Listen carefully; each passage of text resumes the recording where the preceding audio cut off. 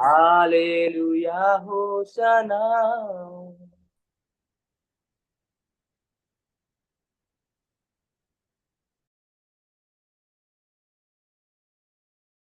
Amen. Beautiful. Thank you very much for all the songs. Yes, Sister Pravinda. इसके बाद सबसे पहले जितने भी जन आए हैं सबको मैं वेलकम करती हूँ। हैप्पी सबत। आप सबका स्वागत है आज के दिन के लिए, क्योंकि today is a very special day हमारे बीच में। क्योंकि खुदा ने आज का ये दिन बनाया है, हम इसमें आनंदित और मगन हो। 6 दिन तक परमेश्वर ने इस पूरी सृष्टि को बनाया और 7वें दिन उन्होंने इस दिन को रखा विश्राम दिन। तो इसीलिए हम इसे सबत का दिन बोलते हैं, पवित्र दिन, क्योंकि जो उसने ठहराया है वो उत्तम है और उसका हुक्म सर आंखों पर। खुदा का शुक्र है, हम सब इस चीज को मानते हैं और उसको वे करते हैं। तो सेकंड बात यह है कि अगर कोई टेस्टमनी देना चाहता है जिसकी जिंदगी में खुदावन ने, यीशु मसीह जी ने कोई काम किया हो, हर दिन वो हमारे साथ रहता है, हर दिन कुछ ना कुछ नया काम वो हमारे साथ करता है, बड़े मुआवजे करता है। तो अगर किसी के जीवन में कोई भी टेस्टमनी है लेटेस्ट, या कोई 2-3 मिनट के लिए, 5 मिनट के लिए, तो वो दे सकता है। अदरवाइज फिर हम सरमन के लिए जाएंगे। Okay, I will give one short testimony. Yeah. Praise Lord everyone. I think Sister Pavinder knows about this. कि मैंने जो मेरे भाई के बारे में बताया। Okay, I will again say. Actually, एक या फिर 2 साल पहले की बात है कि सम एलर्जी मेरे भाई को हो चुकी थी, जिसके कारण उसे स्किन डिजीज, जो एक सोरासिस करके कहा जाता है, स्किन डिजीज से हो चुका था। एंड वो स्टार्टिंग स्टेज था। एंड जब स्टार्टिंग स्टेज में वो डिजीज हुआ था, तो इन स्टार्टिंग हम कैजुअल थे कि ये तो एलर्जी है, इट विल गो। बट जब हम धीरे धीरे करके देखते गए तो it started spreading. And I will share the pictures on WhatsApp. You can see कि कितना वो एक डेडली तरीके से हो चुका था।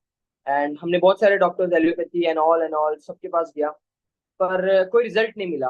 एक्चुअली वो डिजीज जो था वो और बढ़ चुका था, क्योंकि स्टीरॉइड्स देके, जो एलोपैथी में स्टीरॉइड्स थे, उससे वो डिजीज और बढ़ चुका था। और वो लाइक जैसा हम कह सकते हैं ना कि यू कैन से लाइक एक एक दिन में यू कैन से एक एक पाव उसकी स्किन का डस्ट झड़ता था, यू कैन से मोर।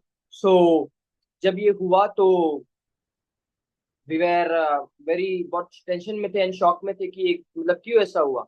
तो बहुत जगह हमने देखा तो कुछ भी रिजल्ट मिल नहीं रहा था। बट गॉड्स ग्रेस ये है कि उस वक्त एक चीज लैक हो रही थी, वो थी हमारी कंटिन्यूस फैमिली प्रेयर्स।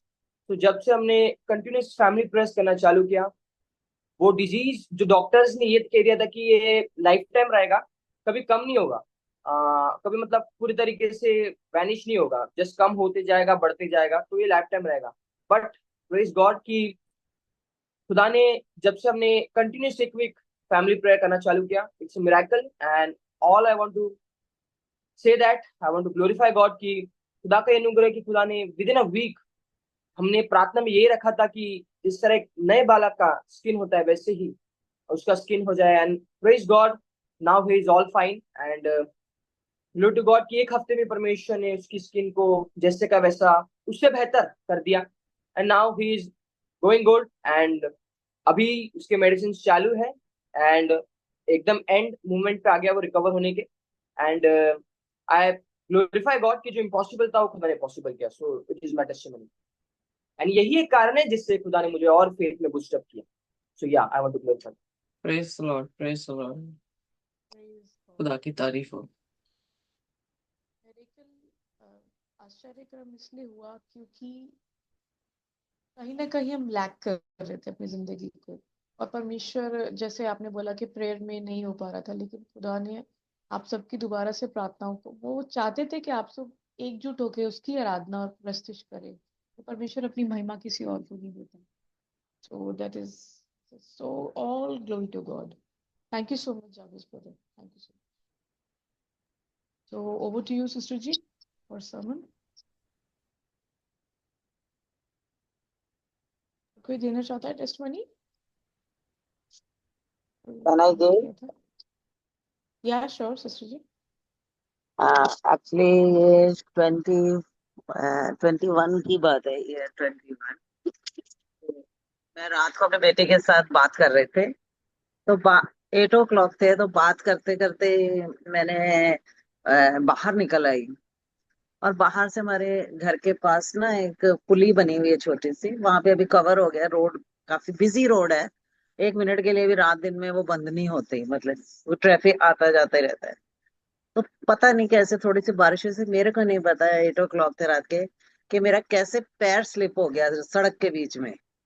और मैं बिल्कुल सीधा ऐसे करके स्लिप करके सीधे कमर के बाहर ले, अकेली थी, तो गिर गई मैं। तो आसपास लोग थे, और मतलब सबसे बड़ी जो इस टेस्टमनी में एक बात है कि परमेश्वर ने, जो वो सड़क कभी बंद नहीं होती थी, ट्रैफिक इधर से आता ही रहता था, उस 5 मिनट के लिए परमेश्वर ने ना ट्रैफिक इधर से आया ना इधर से आया। और 2-4 लोग, अंधेरा बहुत था, तो 2-4 लोग खड़े थे, क्योंकि बारिश शायद होके हटे थे, तो 2-4 लोग खड़े थे। मैंने उनको बोला मेरे को उठाओ, तो उन्होंने मेरे को उठाया। मेरे को पता चल गया कि मेरे घुटने में फ्रैक्चर हो गया, क्योंकि 2-3 टक टक की आवाज आई, मेरे को समझ आ गई कि टूट गई है हड्डी कहीं से। तो फिर एक थ्री व्हीलर वाला, ऑटो वाला खड़ा, ई रिक्शा वाला, उसको मैंने बोला मेरे को अंदर बैठा, मैंने अपनी टांग उठा के अंदर कर ली। फिर मैंने कहा मेरे घर तक छोड़ दो, 2 मिनट का रास्ता उसने छोड़ दिया। मैंने कहा मेरी टांग निकाल के ई रिक्शा से बाहर करो, मैं उसने बाहर कर दी, तो मैंने खड़ी होके उसको पैसे भी दिए, घर के अंदर भी आ गई मैं। जब अंदर आ गई तो चल सकती थी, बैठ नहीं सकती थी, क्योंकि कहीं लॉक लग गया था हड्डी टूटने की वजह से। तो मैंने चल चल के ही पहले अपनी बेटी को फोन किया, वो अमृतसर में रहती है, I live all alone here. तो उसने कहा क्या, मैंने कहा, कह रही कि ठीक हो मम्मा। मैंने कहा कह रही क्या हो गया, बड़ा शोर आता है, क्योंकि मोबाइल ऑन था, वो बंद नहीं हुआ था मेरे से। तो मैंने कहा नहीं, ऐसे ऐसे मैं गिर गई, तो कह रही हम लोग फिर आ रहे हैं। मैंने कहा, मैंने उस टाइम तो कुछ, मैंने कहा अच्छा ठीक है। उसने, मेरा ब्रदर रहता है लास्ट कॉर्नर में हमारे घर पे, ब्रदर बने हुए हैं, लेकिन बहुत ब्रदर से भी ज्यादा वो फैमिली करता है। उसने उसको फोन किया, उनको बेटे को, कि मामा गिर गई हैं, आप जल्दी से आ जाओ। उतनी देर में मैंने डॉक्टर बॉबी को कॉल किया। वो कहने लगे कि मिसेस आर्थर और वेल। मैंने कहा नहीं, ऑल वेल नहीं है, मेरे को लगता है बहुत बुरी तरह से चोट लग गई है मेरे को। कह रहे ठीक है, हम ऐसे करते हैं, हॉस्पिटल से वैन वगैरह भेज देते हैं, और मैं अपनी टीम को रेडी रखता हूँ। मैं तो उतनी देर में वो जॉय है जो भतीजा, वो अपनी कार लेकर आ गया, उसने बड़ी मुश्किल से मेरे को अंदर बैठाया। तो उसके बाद वो हॉस्पिटल वगैरह लेके गए, फिर ट्रीटमेंट। तो मेरे को इतना था कि मैं ऐसे मूव भी नहीं कर सकती थी, इतना सा भी नहीं अपना कन हिला सकती थी बॉडी को। मतलब ऐसे मेरे को लगता है कि सारी बॉडी में ही चोटें लग गई हैं। और फिर थैंक गॉड, जब एक्सरे किए तो बॉडी में कहीं भी चोट नहीं थी, सिर्फ मसल पुल थे, लेकिन नी की जो हड्डियां थी ना, वो नी फ्रैक्चर हो गया था, बहुत मल्टीपल उसमें फ्रैक्चर आ गए थे। तो कहते ग्रेस ऑफ गॉड, बेटी वगैरह अगले दिन आए, मैं एक रात अकेली भी रही रूम में। तो नर्सेज वगैरह अच्छी थी, उन्होंने कहा कह रहे आप फिक्र मत करो, हम आपको देखेंगे। क्योंकि मैंने बच्चों को मना कर दिया, मैंने कहा रात को आप 1-2 बजे कहाँ चलोगे, सुबह ही आ जाना, कोई बात नहीं। फिर चलो तो बाकी आपने गॉड चंगाई की। पा ली, आपने हाँ, मैं चंगाई बता पा रही ली। गॉड की ट्रीटमेंट देखो कि इतनी जल्दी इन्होंने मेरे को हील किया, कि डॉक्टर बॉबी खुद के, मतलब खुद गवाही देते हैं, कह रहे कि जी। इतनी जल्दी किसी की नी में, मतलब ये आराम नहीं आया। हालांकि बहुत बड़ी सर्जरी उन्होंने करी, उन्होंने इन वायरिंग नेलिंग सब कुछ करा, लेकिन by the grace of God अब मैं अच्छे से चलती फिरती हूँ। ऑल और गुड। शिखा के साथ मैं, अब संडे स्कूल का काम by the grace of God वो करवा रहा है हमारे से। तो प्रेज द ये लॉर्ड। मेरे को, और भी बहुत गवाही हैं, परमेश्वर ने मौका दिया तो मैं जरूर आपके साथ शेयर करूंगी। Praise thank the you, Lord. आपने मेरे को समझा कि मैं I can give my testimony. No, no, thank no. You Thank you very much for sharing your testimony with us. God. Praise the Lord. Praise the Lord. So, आइए अपनी lesson study में जाएंगे। खुदा का शुक्र है कि हर सांस जो खुदा हमें दे रहा है, ये उसकी नियायत है, उसका फजल है कि हम जिंदों की जमीन में हैं। जो कुछ भी हमारी जिंदगियों में होता है वो हमारे साथ साथ चलता है। सो इन गवाहियों से हमें ये पता लगता है कि वो हमें कभी ना छोड़ता है ना कभी त्यागता है। उसने हमें अनाथ नहीं छोड़ा है, बल्कि वो हमारे साथ साथ है। सो इसीलिए ज़बूर 23 में भी वो इसी तरह से कह रहा है, वो मेरे साथ साथ चलता है। चाहे मैं घोर की अंधकार से भरी हुई तराई से होकर गुजरूं, वो वहां पर भी है मेरे साथ। सो वो कहीं पर भी नहीं छोड़ता। इन गवाहियों से हमारा विश्वास बढ़ता है कि परमेश्वर हर मुसीबत में हमारे साथ जो है वो बना रहता है। आइए अपने सिरों को झुकाएंगे और हम प्रार्थना में जाएंगे। हमारे स्वर्गीय खुदावन, हम आपके बहुत ही शुक्रगुजार हैं, आपके चरणों में आते हैं खुदावन, आपको नमन करते हैं। प्रभु सचमुच में आप हमारे जीवनों में किस तरह से काम करते हैं वो खुदावन बयान से भी बाहर है। पर हम धन्यवादी की भेंट आपके सामने लेकर आते हैं। हमारे दिलों को, हमारी जिंदगियों को साफ करें खुदावन, अपने पवित्र लहू से पवित्र कर दें खुदावन। हमें होने दे प्रभु आपकी आत्मा हमारे बीच में हमें वो स्वरूप दे जो प्रभु आपका स्वरूप है। और इन गवाहियों से खुदावन हमारा विश्वास आप पर हो और आप पर हम विश्वास कर सकें, क्योंकि बिना विश्वास हम आपको प्रसन्न नहीं कर सकते। हमारी प्रार्थना है प्रभु अपने अनुग्रह से और विश्वास जो हमारे में आपने दिया है अपनी गवाहियों के द्वारा खुदावन, उससे हमें बचाएं, हमें निजात दें और हमें पवित्र आत्मा के जरिए से खुदावन पवित्र बनाए जैसे आप पवित्र हैं। ब्लेस करें खुदावन आज के सबत के दिन को जो आपका दिन है। और खुदावन हम किसी भी तरह से कंफ्यूज नहीं है, क्योंकि हम जानते हैं कि खुदा के वचन में क्या लिखा है और हम प्रभु जी किसी को नहीं, सिर्फ आपके वचन के पीछे चल रहे हैं। हमारी प्रार्थना हमें ग्रहण करें, हमें स्वीकार करें।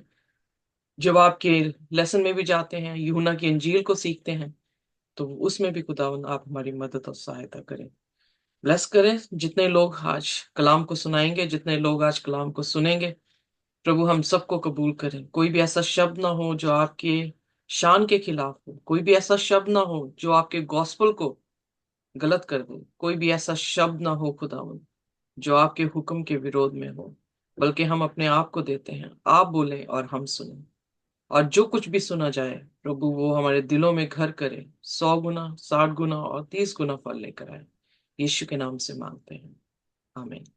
आमीन आमीन।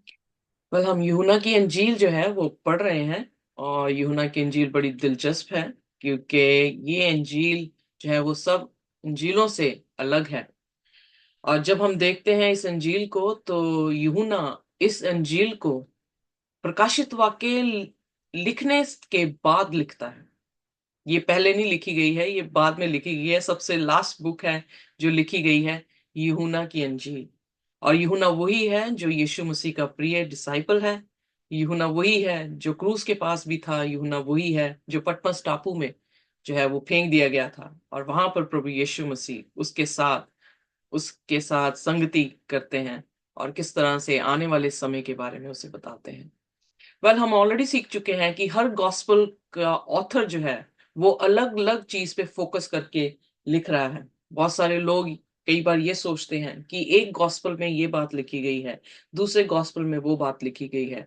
पर हमें ये देखने की जरूरत है कि हर ऑथर जो है वो गॉस्पल को जब लिख रहा है वो उसका अलग फोकस है। सो इसलिए हम देख रहे हैं कि यूहन्ना का फोकस जो है वो कहाँ पर है।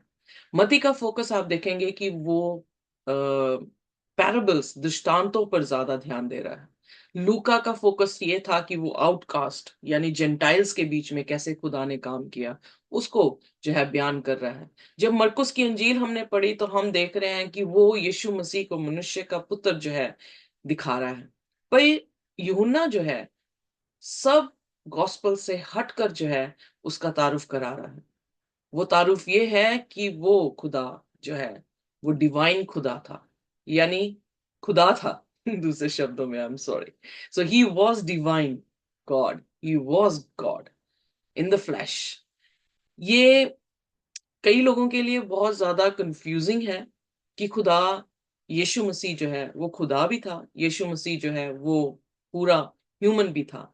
पर जो विश्वास करते हैं उनके लिए ये कंफ्यूजन की बात नहीं है, क्योंकि खुदा यीशु मसीह हम ऑलरेडी सीख चुके हैं यूहन्ना उसके पहले अध्याय में कि आदि में वचन था, वचन परमेश्वर के साथ था और वचन ही परमेश्वर था और वो वचन देहधारी हुआ। सो खुदा ने जिस्म लिया, तो फिर खुदा को कैसे आउट कर सकते हैं जिस्म से, सो खुदा ने जिस्म लिया और वो जिस्म में आकर हमारे बीच में रहा। सो इसलिए यूहन्ना जो है उसका भी जो है 7 अंक बड़ा विशेष है, क्योंकि यूहन्ना आप देखेंगे कि 7 साइंस के बारे में जिक्र करता है। आप देखेंगे यूहन्ना जो है वो 1 to 1 इवेंजलिज्म के बारे में जिक्र करता है, जो कि दूसरा गॉस्पेल नहीं जिक्र करता है। सो इसलिए आइए देखिए, हमारा सेकंड लेसन है, जिसका शीर्षक है, जिसका टाइटल है साइंस ऑफ डिविनिटी, यानी ऐसे चिन्ह जो ये दिखाते हैं कि प्रभु जो था वो खुदा था। सो आइए देखिए यूहन्ना उसका 11 और उसकी 25 और 26 आयत, जो कि हमारी याद करने की आयत है। वैसे हमें याद करनी चाहिए, पूरा हफ्ता हमें ये रटनी चाहिए, और फिर अगले दिन जैसे Sunday school teachers, Sunita, sister Sunita हमारे बीच में है, तो बच्चों को क्या करते हैं, मेमोरी टेक्स्ट सिखाते हैं, वैसे ही हमें सीखनी चाहिए सहबत सहबत सहबत स्कूल में। सो यहाँ पर मेमोरी टेक्स्ट जो है वो यूहन्ना की इंजील उसका 11 अध्याय उसकी 25 और 26 आयत से हमें मिलती है। इस तरह से लिखा है, पढ़ते मेरे साथ, कोई भी जन।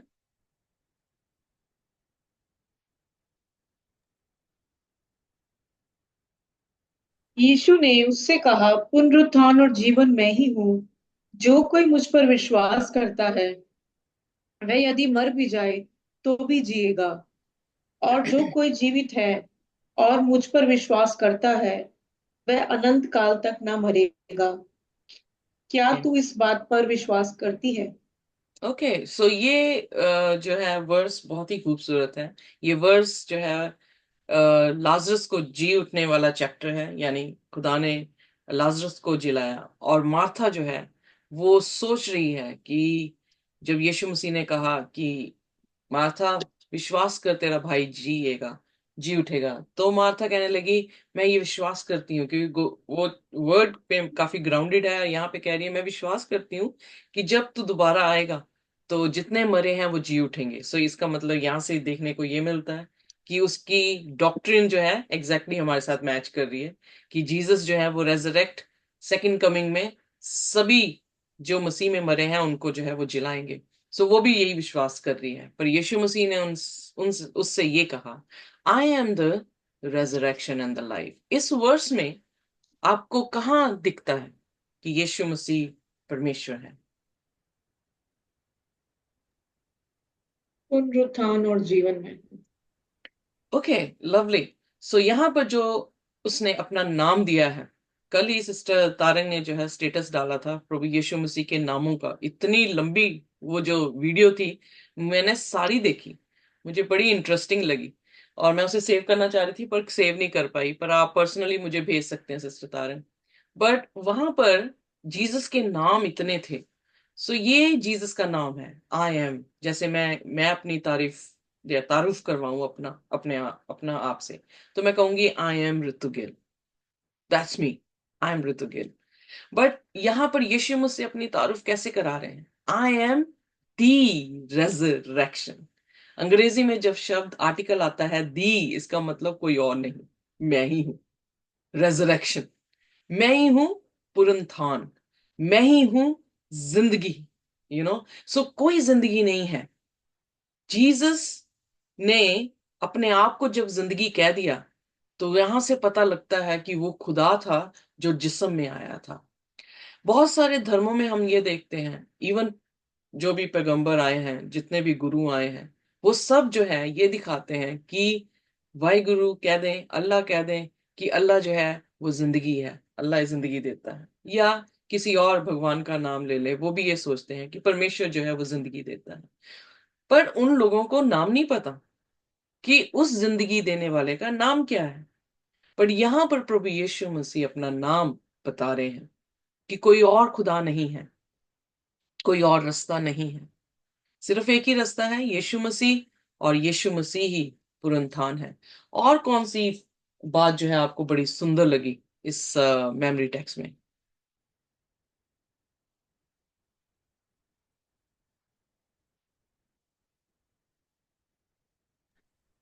जो कोई विश्वास करेगा, या एग्जैक्टली। विश्वास। सो यहाँ पर जो जो है विश्वास करेगा इनविटेशन वो है। कभी नहीं मरेगा। एग्जैक्टली। सो यहाँ पे इनविटेशन है, जीसस ने अपना तारुफ करा दिया है, पर अब क्या है, विश्वास किसने करना है? मैंने और आपने। अगर हमें लगता है कि जीसस रेजरेक्शन है, जीसस ने साइंस भी दे दिया, क्योंकि आप आगे देखेंगे कि लाजरस को जिला देता है। सो वो प्रूव कर रहा है वहां पर कि वो ही पुनरुत्थान है। सो अगर वो प्रूव भी कर रहा है हमें, अपने वचनों के जरिए से, अपने मौजों के जरिए से, जो टेस्टिमनी आपने दी है।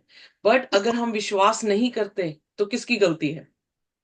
हमारे। हमारी गलती है। उसने प्रूफ दिया, उसने वर्ड दिया, एविडेंस दे रहा है हमारी रोजाना लाइफ में कि वही जिंदगी है और वही पुनरुत्थान है, और जो कोई इस पर विश्वास करेगा वो मरेगा नहीं। So what a blessing for those people those will believe in Jesus Christ.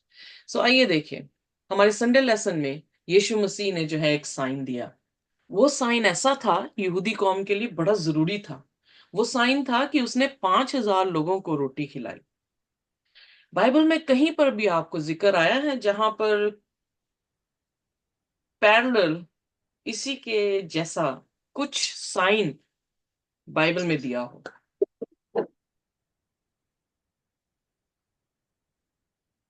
Moses का the manna, is it very good, lovely. So हमने ये देखा कि पुराने नियम में जो है वो मूसा के समय में परमेश्वर ने मन्ना लोगों को खिलाया। एग्जैक्टली न्यू टेस्टामेंट में यीशु मसीह क्या कर रहे हैं? यीशु मसीह उन्हें रोटी खिला रहे हैं। जितनी भी औरतें यहाँ पे बैठी हैं, मैं आपसे सवाल पूछूंगी, क्या आप 5 रोटियों से 20,000 लोगों को खाना खिला सकती हैं? नहीं। सो इसका मतलब औरतें तो थी, क्योंकि 5,000 सिर्फ आदमियों की गिनती बताई गई है, औरतें भी थी और बच्चे भी बच्चे थे। और तब बच्चे तो 12-12 होते थे, है ना। सो मैंने इसलिए एस्टिमेट लगा लिया कि 20,000 तो जरूर होंगे। सही बात है। मे मैं भी भी उससे एग्री ज्यादा करता हो, मे भी उससे ज्यादा हो, पर 5 रोटियां और 20,000 लोगों में इट वॉज अ साइन। ये कोई छोटी बात नहीं थी। हम औरतों को किचन में जाके 5 रोटियां मिली हो और हमने 10 को खिलानी हो तो हमारी तो बुद्धि भ्रष्ट हो जाती है। हम भागते हैं, कभी इधर उधर करें तो करें कैसे, कैसे रोटी जो है वो खिलाई जाए। पर खुदावन के हाथ में जब वो टिफिन आया उस बच्चे का, तो खुदा ने क्या कर दिया? रोटी जो है वो खिला दी। आइए देखिए, यूना उसका 6 अध्याय, उसकी 4 और 5 आयत।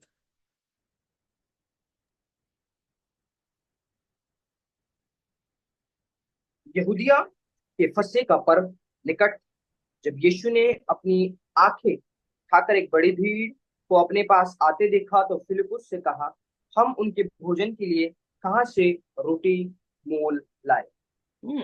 Very good. और फिर उसके बाद उसने यह बात उसे परखने के लिए कही, क्योंकि वह आप जानता था कि वह क्या करेगा। खुदा जानता है कि वो क्या करने वाला है, पर वो हमें परखता भी है। वाह, ब्यूटीफुल। हम कैसे एक्शन लेने वाले हैं, God wants to know that. कई बार जो है हमारी लाइफ में बड़ी कंफ्यूजन आ जाती है, हमें समझ नहीं आता होता किस रास्ते में जाना है। पता भी होता है, बट हम पूरी तरह से जब भरोसा नहीं करते, तब क्या होता है, हम कंफ्यूज हो जाते हैं उन रास्तों में। मुझे यहाँ जाना चाहिए, मुझे वहां जाना चाहिए। फॉर एग्जाम्पल मेरे ही ले लें कि मुझे काम पे जाना चाहिए या मुझे खुदा की सेवा करनी चाहिए। जानती हूं, बट फिर क्या होता है, बीच बीच में कैसा थॉट आता है कि विश्वास पूर्ण तौर से खुदा पे नहीं होता, इसलिए डिसीजन बनाया नहीं जाता। एग्जैक्टली वैसे ही है, यहाँ पर है। भीड़ आ चुकी है, चेले कहने लगे प्रभु इनको भेज दे, क्योंकि उन्हें पता था ये भूखे थे, भूखे हैं। उन्होंने यीशु से कहा कि इन्हें भेज दें। यीशु ने उनको पलट कर कहा कि इन्हें रोटी दे। क्या खुदा नहीं जानता था कि ये रोटी कैसे दे सकते हैं, इनके पास तो कुछ भी नहीं है, बट ही नोज, वो जानता था कि वो क्या करने वाला है। बट जब कभी भी हमें कुछ एक्ट करने को खुदा करे कहे, एक एग्जाम्पल दे रही हूँ। एक गुरु था, उसके 3 शागिर्द थे। वो उन्हें सिखाता रहा और सिखाने के बाद एक टाइम पे गुरु ने सोचा कि मैं शागिर्दों की क्यों ना टेस्ट लेके देखूं। उस गुरु ने कहा अपने पहले शागिर्द से, जा जाके केले के पेड़ से सेब लेकर आ। वो निकल गया, निकल के वहां पे बाहर खड़ा होके कह हंसने लग गया, भाई केले के पेड़ में कैसे सेब आते हैं। यानी हाउ उसने दूसरे से कहा, अभी तक आया नहीं पहला, तू भी जा, जाके केले के पेड़ से सेब को प्लक करके आ, तोड़ के आ। वो भी बाहर गया, उसने देखा वो बाहर ही खड़ा था और हंस रहा था। कह रहा हमारा गुरु का दिमाग जो है खराब हो गया, सटिया गया, ये बूढ़ा हो गया, इसको समझ नहीं आ रही और ये हमसे क्या कह रहा है। वेल तीसरा, उसने कहा ये दोनों नहीं आए, तीसरे से कहा जा जाके केले के पेड़ से सेब प्लक करके आ, तोड़ के आ। तो तीसरा ने बाहर गया, उसने देखा ये सारे वहां पर थे, और वो गया केले के पेड़ में। केले के पेड़ में उसे कोई सेब नहीं दिखा, केला लेकर आया और उसने कहा गुरु जी, केले के पेड़ में कोई सेब नहीं लगा था, केला ही था और मैं केला लेकर आया। तो उसने क्या कहा, मैं जानता था कि केले के पेड़ में सेब नहीं लगता है, बट मैंने ये देखना था कि तुम मेरी आज्ञा को मानते हो कि नहीं मानते हो। वेल अगर हम देखें इन कहानियों से, अगर शरीर में होते हुए हम इस तरह से परखते हैं अपने शागिर्दों को, तो क्या यीशु मसीह हमारी परख नहीं करता होगा? कि मैं तुमसे ये कहता हूं, क्या देखता होगा कि क्या ये मानेंगे या नहीं मानेंगे? क्या हमारी सोचों को, हमारे ख्यालों को वो जानता नहीं होगा? बिल्कुल जानता है। बट यहां पर हम देखते हैं कि पास ओवर के टाइम में, पास ओवर में क्या करते थे वो? खमीरी रोटी खाते थे, यू नो, उसी फसा को याद करते हुए, उसी ट्रेडिशन को याद करते हुए कि मूसा के टाइम में खुदा ने उन्हें डिलीवरेंस दी थी, एंड नाउ विश्वास कहाँ था? विश्वास था ही नहीं, ट्रेडिशन रह गया था।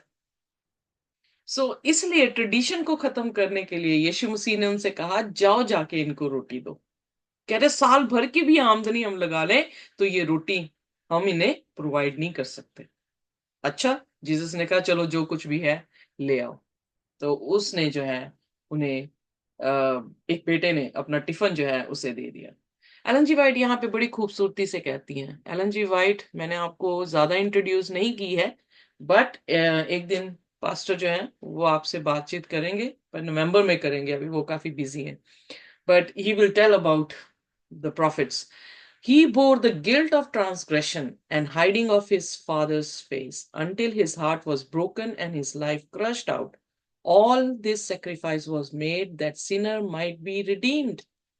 वो उन चीजों को एज अ ट्रेडिशन ले चुके थे, बट उसका मतलब नहीं समझ पा रहे थे कि ये रोटी जो हम खा रहे हैं, जो मेमना हम काट रहे हैं, वो मेमना यीशु मसीह है।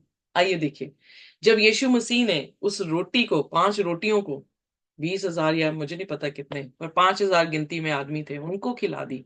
उसके बाद कितनी कितनी टोकरियां बची थी? 12। 12 टोकरियां, यानी हर एक चेले के लिए एक टोकरी बची थी।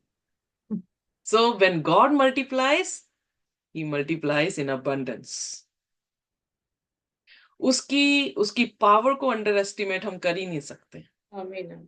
जो उसकी पावर को अंडर एस्टिमेट कर गया, उसने यीशु मसीह को खो दिया। ओके, सो आइए देखिए 6 यूहन्ना 6 और उसकी 30।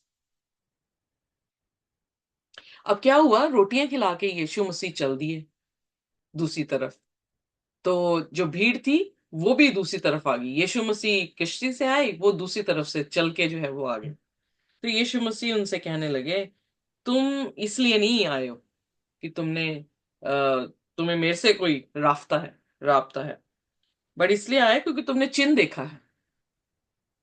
यू नो, चिन्ह क्या देखा है? कि जैसे मूसा रोटी खिलाता था वैसे ये खिला रहा है। पर इस बात से नहीं आए कि मूसा ने कहा था कि एक नबी मेरे जैसा आएगा। इस बात पे विश्वास नहीं कर रहे, इस बात पे विश्वास कर रहे हैं कि ये राजा अच्छा बन सकता है, क्योंकि ये तो 5 रोटियों से हमें खिला रहा है, रोमी हुकूमतों से हमें आजाद कर देगा। अगर आप पूरा 6वां अध्याय पढ़ें तो बाइबल में लिखा है कि सचमुच में ऐसा ही हुआ। वो यही यही सोच के यीशु मसीह के पास आए। 26 आयत पढ़ दे मेरे साथ, नहीं 25 से पढ़े, बड़ी खूबसूरत आयत है। जी। झील के पार जब वे उससे मिले तो कहा, हे रब्बी तू यहाँ कब आया? यीशु ने उन्हें उत्तर दिया, मैं तुमसे सच सच कहता हूँ, तुम मुझे इसलिए नहीं ढूंढते हो कि तुमने आश्चर्य कर्म देखे, परंतु इसलिए कि तुम रोटियां खाकर तृप्त हुई। सो इंटेंशन ही जीसस पापा ने डिस्क्लोज कर दी, कि इसलिए नहीं कि तुमने चिन्ह देखा है, वो चिन्ह जो ये बता रहा है कि मैं प्रभु हूं, पर इसलिए आए हो क्योंकि तुम्हारी रोटियां खा के तुम तृप्त हो गए हो। सो फिर उसके बाद क्या हुआ? फिर उन्होंने जो है वो बात करनी शुरू की। अब वो पैरेलल जा रहे हैं कैसे? 31 वर्स।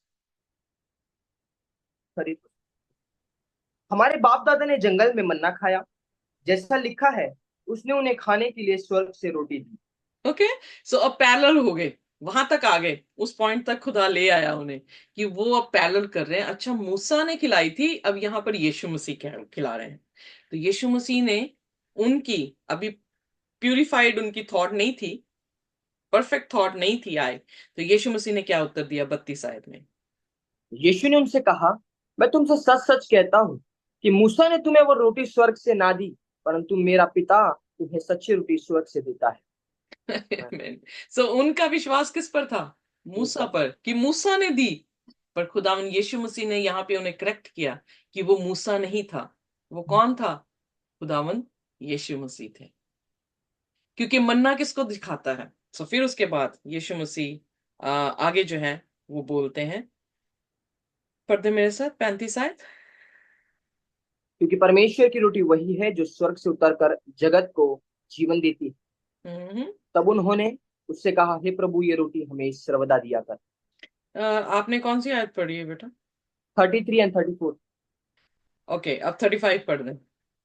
यीशु ने उनसे कहा, जीवन की रोटी मैं हूँ। जो मेरे पास आता है वह कभी भूखा ना होगा, और जो मुझ पर विश्वास करता है वह कभी प्यासा ना होगा। सो यहाँ पर जो है प्रभु यीशु मसीह ने क्या कर दिया? कंप्लीटली स्टेटमेंट दे दी कि जो तुम सोच रहे हो वैसा नहीं है। खुदा ने दिया है, और वो मन्ना कहाँ से आएगा? स्वर्ग से आता है। और स्वर्ग से कौन आया? यीशु मसीह। वचन क्या हुआ? देहधारी हुआ। सो इसलिए यूहन्ना जब गॉस्पेल लिख रहा है तो वो यीशु मसीह पर फोकस कर रहा है कि यीशु मसीह क्या है? डिवाइन है। यीशु मसीह जो है वो हमारी जीवन की रोटी है। और फिर दोबारा से 48th वर्स में उसने फिर कहा, I am that bread of life. वो जो मन्ना तुमने खाया था, जो मन्ना आर्क ऑफ कवेनेंट में रखा हुआ है, मोस्ट होली प्लेस में, वो किसको दिखाता है? प्रभु यीशु मसीह को। वो मन्ना आज के टाइम में यीशु मसीह रूबरू तो नहीं हमारे पास, फिजिकली तो नहीं है हमारे पास, पर उसका कलाम वो मन्ना है जो कलाम हम तक पहुंचता है। और फिर बाइबल में लिखा कि वो लोग जो हैं वो यीशु मसीह को छोड़कर चले गए। क्या कहने लगे? 60 वर्स। उसके 60। 60th या उसके चेलों में से बहुतों ने यह सुनकर कहा, यह कठोर बात है, इसे कौन सुन सकता है। क्यों नहीं सुन सकते? क्योंकि कार्नल माइंड सुन नहीं पाएगा, पर जो स्पिरिचुअल है वो उसको समझ पाएगा कि यीशु मसीह क्या यहाँ पर कह रहे हैं। और फिर बाइबल में लिखा कि आई थिंक 66 में, पढ़ दे मेरे साथ। इस पर उसके चेलों में से बहुत ने इस पर उसके चेलों में से बहुत से उल्टे फिर गए और उसके बाद उसके साथ ना चले। जब आपको गॉस्पेल समझ नहीं आएगा आप छोड़ जाएंगे, यहाँ पे ये देखने को मिलता है। इसलिए जब तक समझ ना लगे गॉस्पेल को सुनते रहें। आमेन। अगर हमने गॉस्पेल को समझा नहीं और हमने सोचा कि ये बेफजूल, ये मूर्खता है जो ये कह रहे हैं, तो यकीन जानिए आपने साल्वेशन खो दी। पर तब तक इसको पढ़ते रहे, तब तक इसको खोजते रहे, जब तक आपको समझ ना लग जाए, तो आप किसको पालेंगे? जिंदगी को पालेंगे। इसीलिए यीशु मसीह ने कहा, जो दरवाजा जो खटखटाएगा उसके लिए क्या होगा? खोला जाएगा। बोला जाएगा, जो ढूंढेगा वो पाएगा, वो पाएगा, जो मांगेगा वो उसे मिलेगा। दिया जाएगा। मिलेगा। सो आमीन। हमारी ईगरनेस क्या है? हमारी ईगरनेस है कि हम उस मन्ने को खा सके, उस मन्ने को ले सके। तो फिर तब तक जब तक हमारे भेजे में, दूसरी भाषा में, हमारे भेजे में फिट नहीं हो रहा कि यीशु मसीह क्या कहना चाह रहे हैं, कीप ऑन रीडिंग। पढ़ते जाएं, पढ़ते जाएं, प्रार्थना करते जाएं, पढ़ते जाएं। सो बट एक चेला बड़ा खूबसूरत बोला। आइए देखिए 68th वर्स। यस, शामौन पतरस ने हाँ उसको हाँ, उत्तर दिया। 67 से करें, 67 से। ब्यूटीफुल। तब यीशु ने उन 12 से कहा, क्या तुम भी चले जाना चाहते हो? शामौन पतरस ने उसको उत्तर दिया, हे प्रभु, हम किसके पास जाए? अनंत जीवन की बातें तो तेरे ही पास। आमेन, प्रेज द लॉर्ड। खुदा करे कि यही चीज हमारे में भी हो, कि प्रभु हम तुझे छोड़ के कहाँ जाएं, तेरे मन्ने को छोड़ के कहाँ जाएं, तेरे वचन को छोड़ के कहाँ जाएं, क्योंकि तेरे पास ही तो क्या है? I am the resurrection and the life. Life. Amen. So आइए अपनी नेक्स्ट लेसन में चलेंगे, जो कि जबेज देंगे, surely he is the prophet. Okay, so once again Sabbath everyone, praise lord. Very beautiful explain कि जिस तरह हमने स्टार्टिंग में देखा कि चेलों की जो मेंटालिटी, और हम आगे भी देखते हैं जब हम the healing of blind man Tuesday and Wednesday lesson में जाएंगे, उसमें भी चेलों की मेंटालिटी अलग ही थी। So very beautiful explain, God bless. And आइए बिना समय हम व्यतीत इतना करते हैं, डायरेक्ट हमारे मंडे लेसन की ओर जाए, जो लेसन का नाम है surely he is the prophet. So जैसे हमने लेसन का नाम सुना, मैं सबसे पहले आपसे यही पूछना चाहूंगा, जब लिखा है कि surely he is the profit, आपके मन में सबसे पहले क्या क्लिकअप होता है? कि मैं आपके आगे अगर प्रश्न रखूं तो प्रश्न इस तरह बनता है कि क्या यीशु मसीह एक भविष्यवक्ता ही था कि उससे बड़ा था? पहले तो आपको ये जानना पड़ेगा, भविष्यवक्ता वो है जो परमेश्वर की आवाज को लेकर आता है। एंड मैं आपके आगे प्रश्न रखना चाहता हूँ कि परमेश्वर का पुत्र यीशु मसीह सिर्फ भविष्यवक्ता के तौर से ही देखा जाता है कि उससे बड़ा है? अगर हम पैरेलल कंपेयर करें तो इन लोग मूसा से, इजराइली लोग मूसा से उससे कंपेयर कर रहे हैं। आज मैं आपसे कहना चाहता हूँ, क्या परमेश्वर मूसा जैसा है कि मूसा से बड़ा है? यीशु मसीह मूसा जैसा है कि मूसा से बड़ा है? What do you all think? मूसा से बड़ा है। बड़ा है। आमेन। मूसा से बड़ा है। मूसा से बड़ा है। यस, आमेन। सो जो हमारे लेसन का नाम है surely he is the profit, सबसे पहले हम देखेंगे कि किस तरह परमेश्वर के कैरेक्टर यीशु मसीह से मैचअप होते। हमने देखा यूहन्ना 14:9 में वचन कहता है, क्योंकि लिखा, यीशु ने उससे कहा, हे फिलिप्पुस, मैं इतने दिन से तुम्हारे साथ हूँ और क्या तू मुझे नहीं जानता? जिसने मुझे देखा है उसने पिता को देखा है। तू क्यों कहता है कि पिता को हमें देखा? इससे हमें पता चलता है कि यीशु कहता है कि जिसने मुझे देखा उसने पिता को देखा। दैट मीन्स जो यीशु के कैरेक्टर है वो पिता के कैरेक्टर। यहाँ पे हमें क्लैरिफाई होता है, यहाँ पे हमें पता चलता है that Jesus is the son of God, Jesus is the resurrection and the life. वो कहने वाला परमेश्वर जो कहता है, जब अब्राहम से पहले मैं हूं, आई एम, जो स्टेटमेंट परमेश्वर जब मूसा से बातें करता तो परमेश्वर ने जो स्टेटमेंट यूज किया, सेम स्टेटमेंट यीशु मसीह यूज करता है जब उन फकीर परिषद से बातें करता है। तो यहाँ पे हमें पता चलता है कि जो खुदा है वो सिर्फ एक भविष्यवक्ता नहीं, वो खुदा सिर्फ एक नबी नहीं, वो सिर्फ एक पादरी नहीं, वो सबसे, उन सब से कहीं अधिक बड़ा है। हालेलुया। हमें पता चलता है कि वो उन सब से कहीं अधिक बड़ा है और वो परमेश्वर का पुत्र है। तो सबसे पहले हमने देखा कि कैरेक्टर किस तरह यीशु मसीह का परमेश्वर से मैच हो रहा है। और जिस तरह हम देखते हैं कि इजराइलियों ने कहा कि ये वो भविष्यवक्ता है, इसलिए टाइटल का नाम है surely he is the profit, और वो उसे राजा बनाना चाहते थे। तो हम देखते हैं कि इजराइलियों की मेंटालिटी क्या थी, उनके दिमाग में क्या चल रहा था, क्यों वो कहते कि भविष्यवक्ता है, किसे देख कर कहते हैं कि भविष्यवक्ता है, और क्यों उसे राजा बनाना चाहते थे। तो फर्स्ट मैं बस को शॉर्ट करके पढ़ रहा हूँ। यूहन्ना 6:14 में लिखा हुआ है, इजरायली लोग कहते हैं, क्योंकि लिखा है कि वो भविष्यवक्ता जो जगत में आने वाला था, निश्चय यही। जब हम इस वचन को पढ़ते तो यहां से हमें पता चलता है कि कहीं ना कहीं पुराने नियम में की बात को लेकर इजरायली लोग कह रहे हैं कि ये भविष्यवक्ता वही है जो जगत में आने वाला था। पर उन्होंने अंदाजा तो लगाया कि ये वही है, पर वो उसका इस्तेमाल जिस कार्य के लिए वो आया था उस कार्य से हटकर वो और कुछ कार्य के लिए यीशु मसीह को कहते हैं कि ये वही भविष्यवक्ता है जो जगत में आने वाला था। वो किसकी बात को लेकर कहते हैं? क्योंकि हम जानते हैं मूसा ने पहले नियम, पुराने नियम में ही भविष्यवाणी कर दी थी कि तुम में से एक आएगा, और वो इजरायली लोगों की मेंटालिटी इस प्रकार थी, इस कारण वो उसे भविष्यवक्ता कहते और राजा बनाना चाहते हैं कि जिस तरह मूसा ने इजरायलियों को मिस्र से परमेश्वर ने उसके द्वारा आजादी दी और उन्हें फ्री किया, वही ये चाहते हैं कि ये हमें हमारे ऑपरेसर से फ्री करें, रोमी साम्राज्य से हमें और आजादी दे और हमें रिचेस दे और हमें स्ट्रेंथ, पावर एंड और हमारे दर्जे को ऊंचा करे। सो मैं आज फिर से आपके आगे और क्वेश्चन रखना चाहता हूं। प्रश्न, जो बातों को इजरायली लोग मांग रहे हैं, ये बात एक टेम्पररी थी कि परमानेंट? जो आजादी वो चाह रहे थे, जो रिचेस एंड ऑल, जो भी पावर यूनिटी, जो भी कुछ वो चाह रहे थे, जो अपने आप को बड़ा बनाना चाह रहे थे, वो बातें परमानेंट थी कि टेम्पररी थी? जिनकी मांग वो कर रहे थे और इसी को लेकर वो यीशु मसीह को राजा बनाना चाहते थे। What do you all think? वो टेम्पररी थी कि परमानेंट? वो टेम्पररी थी। या एब्सोल्युटली, बिकॉज टेम्पररी। हम देखते हैं कि जो सब बातों की वो बातें कर रहे थे वो नाशवान वस्तुएं थी। वो जब वो इस जगत से चले जाते, वो वस्तुएं नाश हो जाती, उनके जीवन से हट जाती। और इसीलिए वो चाहते थे कि यीशु, पहले आपको ये जानना जरूरी है, वो ये सब बातें इसलिए कह रहे हैं क्योंकि उन्हें यीशु मसीह के आश्चर्य कर्मों को देखा है। उन्हें देखा है कि ये सब कार्य वो कर सकता है, मिराकल्स वो कर सकता है, और इसी को लेकर वो यीशु को राजा बनाना चाहते हैं। क्योंकि वो यीशु को मूसा की तरह देख रहे होते कि जिस तरह मूसा ने इजरायलियों को मिस्र से आजादी दी, वही कार्य ये हमारे लिए भी कर दे।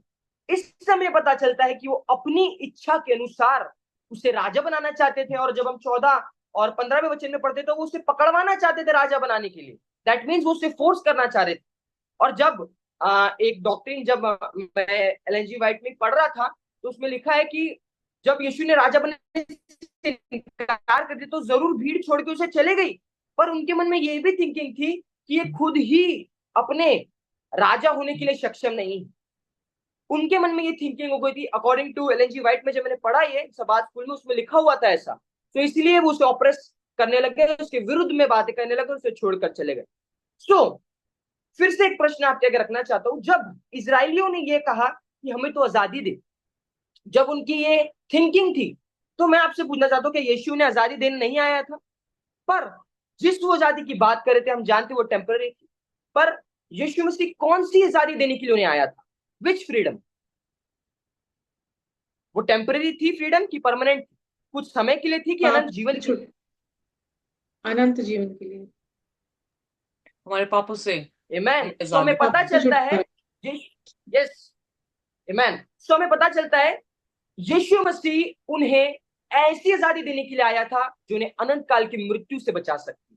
यीशु ने ऐसी आजादी देने आया था जिनके बारे में, जिस पाप में वो हर दिन डूबे हुए थे, उस पापों को अपने ऊपर लेकर वो हमें आजाद करने आया था। परंतु इस बात को जो मूसा ने कहा था उसे इनकार कर उनने इस कारण यीशु को राजा बनाना चाहा कि वे उनकी मंशा को पूरी करें। तो हमने देखा कि इस्राएलियों की मेंटालिटी क्या थी और किस कारण यीशु को राजा बनाना चाहते थे। पर हम जानते हैं क्या यीशु राजा बनने आया था? हम तो जानते हैं वो तो युगान युग का राजा है, उसकी प्रभुता सदैव की है।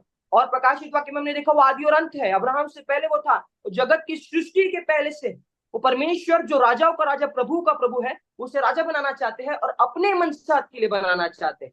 परंतु हम देखते हैं यीशु राजा बनने के लिए नहीं आया था, वो अपने आप को नम्र बनाकर एक मेमना बनकर आ गया। वो अपने आप को नम्र बनाकर Very nice, very good. Question.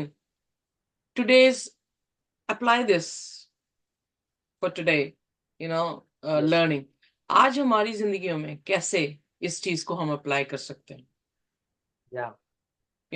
देखें तो सही कि फर्स्ट कमिंग उसकी मिसअंडरस्टूड हुई, आज सेकंड कमिंग भी मिसअंडरस्टैंड कर रहे हैं। तब ग्रेस नहीं ढूंढ रहे थे तो जीसस ग्रेस देने आए थे, अब ग्रेस ढूंढ रहे हैं पर जीसस जज करने आ रहे हैं। The same scenario is in the world. People are not understanding the purpose, the ways of the Lord. लोग जो हैं खुदा के रस्तों को नहीं समझ पा रहे हैं। आज भी कंफ्यूजन यही है कि क्या खुदा, ना ना ना ना, हम तो अनुग्रह से बचा लिए गए हैं। अब वो बचाने नहीं, अब वो क्या करने आ रहा है? न्यायाधीश बन के न्याय करने के लिए आ रहा है। तो हम उसके लिए प्रिपेयर नहीं है। तो we need to think about it. इन कहानियों को सुन के हम सोचते हैं कि हाँ, फकीर फरीसी का दिमाग खराब है, बट हमारा कैसा है? We are same like them. Please continue. Sorry, I just want to give this thought. और अगर आप आयतें पढ़ाएं तो बहुत अच्छी होंगी, क्योंकि ये खुद पढ़ें, हम सब खुद पढ़ें कि क्या कह रहा है खुदा हमारे से। ओके, सो हमने जब इतना देख लिया तो हमने देखा कि वो मेमना बन के आ गया। और हम अगर वचन में पढ़े तो आइए हम वचन को निकालें, फिलिपियो 2:5 से लेकर 10 तक। ये एक बहुत जानी मानी आयत है और हम सब जानते भी शायद। तो आइए इस वचन को हम पढ़ ले कि वो राजा नहीं, वो राजा परमेश्वर होने के तुल्य भी जब वो था तब भी उसने अपने आप को नीचा कर दिया, और आगे लिखा कि परमेश्वर ने उसे और बढ़ाया और महिमा दी। तो आइए हम इस वचन को पढ़ेंगे, फिलिपियो 2:5 से लेकर 10 तक।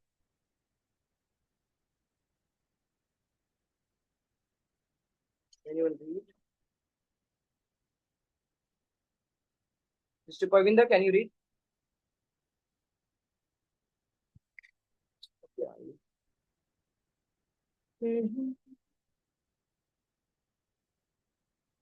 फिलिपियो 2:5 से लेकर 10 तक। अच्छा। या जैसा मसीह यीशु का स्वभाव था वैसे ही तुम्हारा भी स्वभाव हो, जिसने परमेश्वर के स्वरूप में होकर भी परमेश्वर के तुल्य होने को अपने वश में रखने की वस्तु ना समझा, वरन अपने आप को ऐसा शून्य कर दिया और दास का स्वरूप धारण किया और मनुष्य की समानता में हो गया, और मनुष्य के रूप में प्रकट होकर अपने आप में दीन किया, और यहाँ तक आज्ञाकारी रहा कि मृत्यु, हाँ, क्रूस की मृत्यु भी सह ली। इस कारण परमेश्वर ने उसको अति महान भी किया और उसको वह नाम दिया जो सब नामों में श्रेष्ठ है। Amen. So यहाँ पे हमें पता चलता है वो अपने आप को हम्बल बना रहा है, और वो राजा नहीं, वो मेमना बनकर आया है, क्योंकि जिस बात को इजरायली लोग मांग रहे थे वो टेम्पररी थी, but God wanted to give them permanent freedom from their sins. So यहाँ पर हमें ये बात को पता चलता है, हम ये बात को जानते हैं। और जिस तरह लेसन 2 का नाम है साइंस ऑफ डिविनिटी, तो अब हम उसकी डिविनिटी को देखते हैं कि जब हम आगे वचन को पढ़ते हैं तो आगे वचन में यीशु जब पहाड़ पर चले गए और जब वापस उस झील के पास आया तो हम वहां पे देखते हैं यीशु अपने चेलों से बातें करने लगा। और जब चेले कहते कि तू कब आया, तो यीशु कहता है तुम इसलिए मुझे नहीं मेरे पीछे चलते, हमने पढ़ा भी है कि मैं आशी कम करता हूँ, परंतु तुम इसलिए चलते हो कि तुम्हें रोटी मिलती है।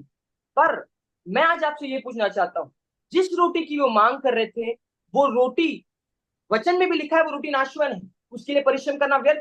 पर जिस रोटी की वो मांग कर रहे थे, जरूर वो सोचते होंगे कि रोटी से हमें बहुत लाभ होगा एंड हम इससे बढ़ाए जाएंगे। परंतु मैं आज आपसे पूछना चाहता हूँ, जिस रोटी को वो मांग रहे थे वो रोटी क्या सदा बनी रहती थी, कि जो जीवन की रोटी यीशु मसीह है वो सर्वदा बना रहता?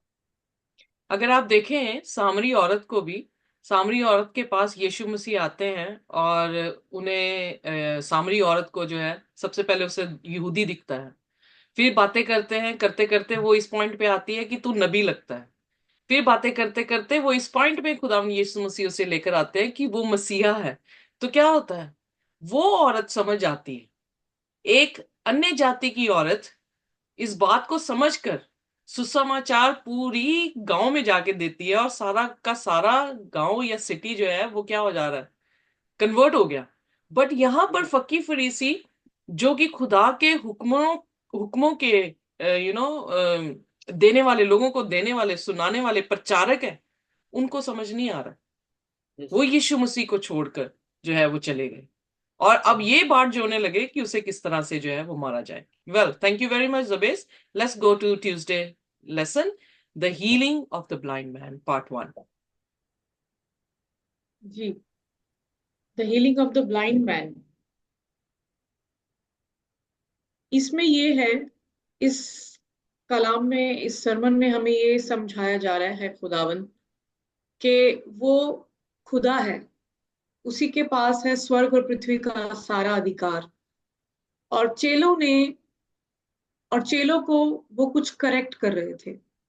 जब उन्होंने देखा कि वो एक रास्ते से जा रहे थे और वहां पे एक जन्म का अंधा था जिसकी आंखें जन्म से नहीं थी, तो कलाम हमें बताता है कि उसने ये बताया कि जाते हुए उसने एक मनुष्य को देखा जो जन्म से अंधा था, और उसके चेलों ने उससे पूछा, हे रब्बी, किसने पाप किया था, ये अंधा जन्मा हुआ मनुष्य ने या इसके माता पिता ने?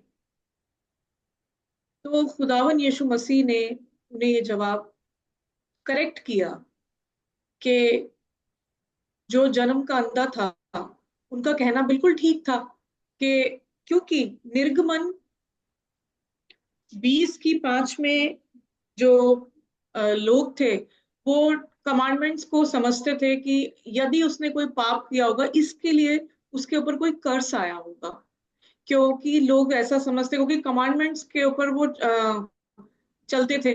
तो इस वजह से लोग समझते थे कि यदि ये पापी है या वो कोई कोड़ी है या कोई अंधा है तो जरूर इसने कोई पाप किए होंगे या इसके पेरेंट्स के जनरेशन कर्सेस आए होंगे।